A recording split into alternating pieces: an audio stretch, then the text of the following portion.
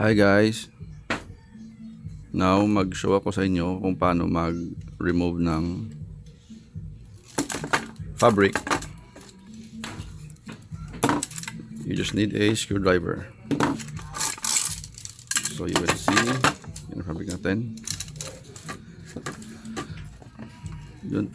Doon tayo mag-remove sa side na wala yung clutch. This is the clutch. This is the cord. This is the clutch. So doon tayo mag-remove sa other side.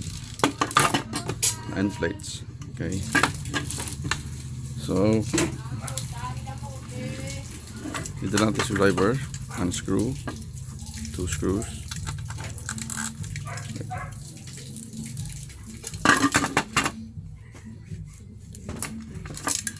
Unscrew 2 screws. There. You can see.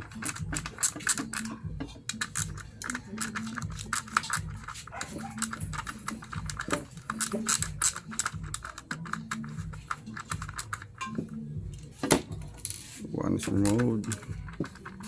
There's one more. Sa with acetate, tatlong screw to. Okay, it's removed. Now we can remove the end plate. Remove the end plate gently. Okay, so now here's the end plate. Okay, you can see 2 pieces though. Just put it back. Now we can pull out the fabric. So I will show you here. This other fabric is secured. At sa likod to, sa back ng mechanism.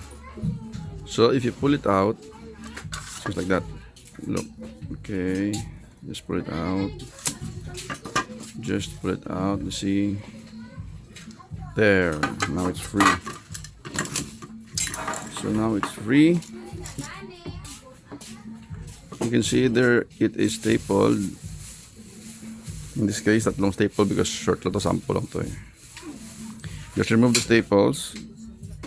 Then there's a special strap na may adhesive like that. See, like an adhesive there. This an adhesive side here. See, look, as you can see. So remove this stapler and strap. You can now, pwede ka nang magbawas kung ilang centimeters ang ibabawas dito para mag-adjust ng blades. So pwede ka nang magbawas. So let's say measure, if it's let's say 5 centimeters, let's say here, just mark.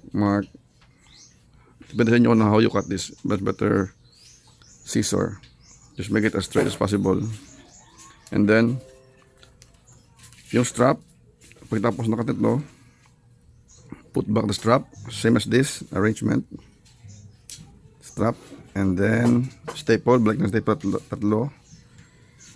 That's it. And I'll show you how to replace it back. So sa clutch side, mayroon tayong holes here sa clutch na papasok dito, papasokan nito. That's what we're gonna do. And then yung ito, yung end ng fabric dito papasok to here, here. So we'll do that. It goes like this. So bend it a little bit one side para makapasok dito. I will show you na lang. Look. So you bend. See. You see it. Okay.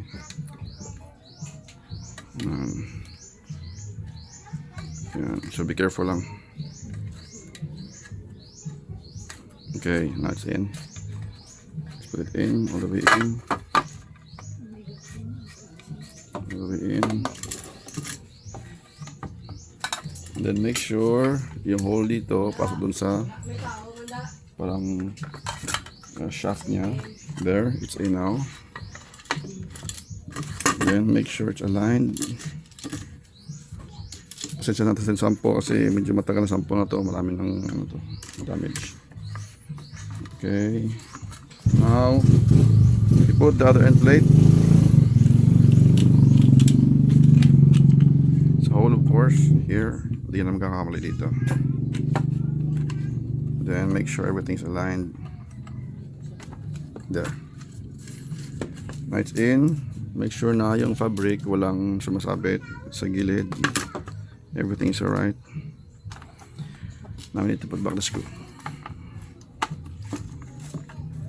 Okay. Are the holes aligned? Okay. Let's put back the screw.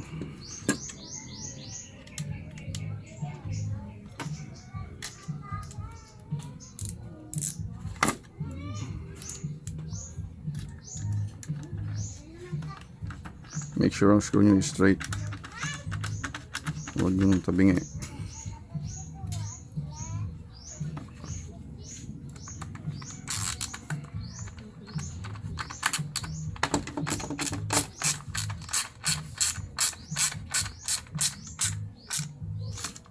There you go, guys.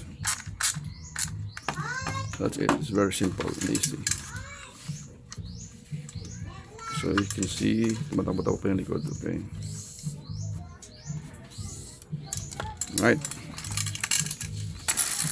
That's it. You can do this kung kailangan mong bawasan yung fabric to adjust, especially sa overlap or sa inside.